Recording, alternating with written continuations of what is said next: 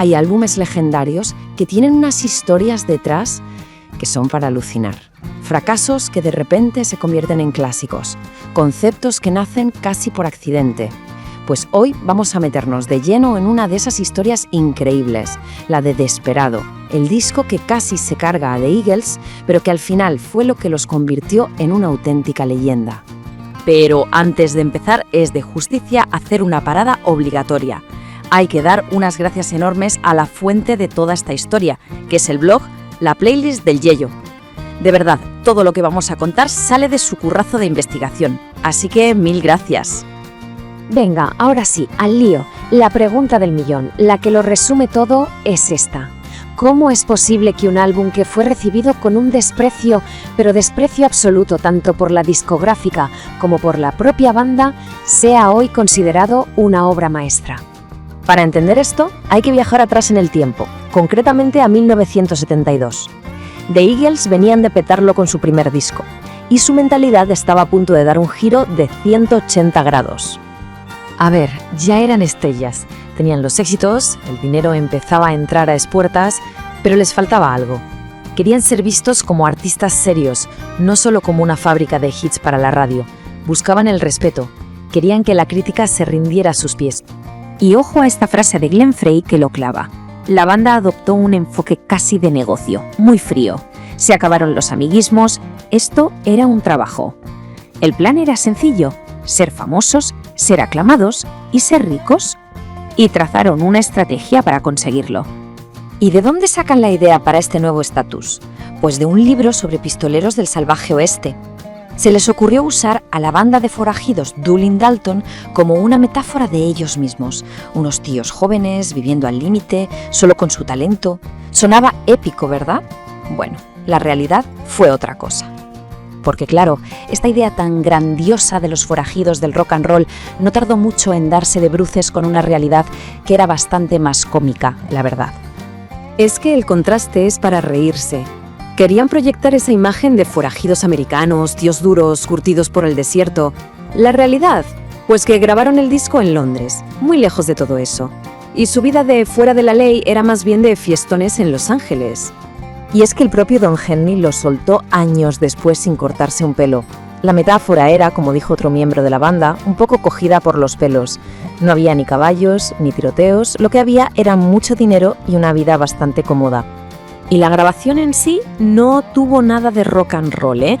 El productor, Glyn Johns, era un tipo súper estricto. Horario de oficina, nada de sustancias raras en el estudio. El único estimulante que se permitiera el té. Imaginémonos la escena.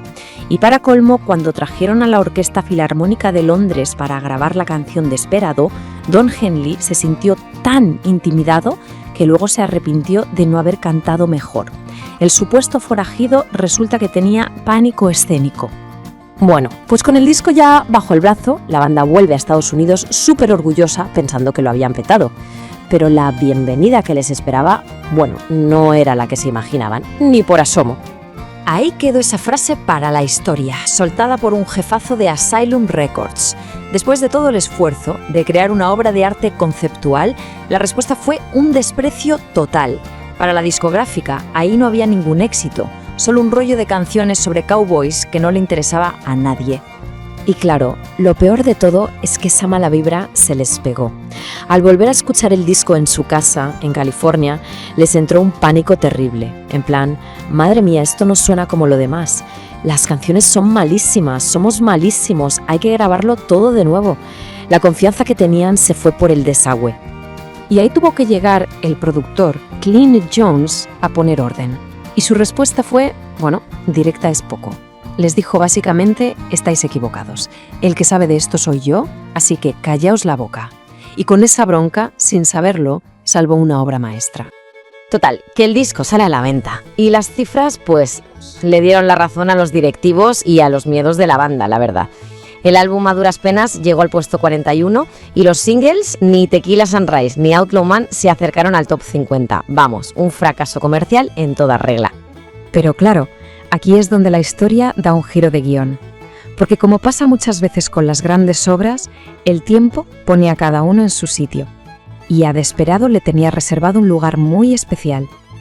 Y aquí viene lo bueno. Ese disco, que no llegó ni al top 40, pues acabó vendiendo más de 2 millones de copias solo en Estados Unidos. Doble platino. Ahí es nada.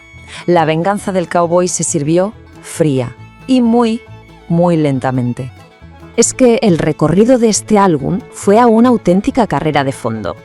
Empezó siendo un fracaso estrepitoso, pero poco a poco la gente fue conectando con él. La canción Desperado, que ni siquiera fue single, se convirtió en un himno mundial. Quizá porque esa figura del forajido solitario, melancólico, caló mucho más hondo que la historia real de la banda. Hoy en día es simplemente una obra maestra, sin discusión. Entonces, ¿por qué es tan importante este fracaso? Pues por varias cosas. Primero, porque aquí se coció el núcleo creativo de la banda, la pareja Don Henley-Glenn Frey. Segundo, porque crearon una balada eterna que rompió todas las reglas de la industria. Y lo más importante, les dio una identidad. Esa imagen de forajidos románticos, de rebeldes con un punto melancólico, esa fue la marca de The Eagles para siempre. Y claro, todo esto nos lleva a una última reflexión. The Eagles tenían un plan súper calculado para ser artistas serios, pero su mayor legado artístico nació de un fracaso, de la inseguridad y de un montón de contradicciones. Así que, ¿qué crea una leyenda? ¿El plan perfecto o el bendito caos? Y con esa pregunta flotando en el aire, lo vamos a dejar por hoy. Si esta historia ha parecido fascinante, de verdad hay que volver a recomendar el blog La Playlist del Yello, porque allí se pueden encontrar muchísimas más joyas como esta. ¡Hasta la próxima!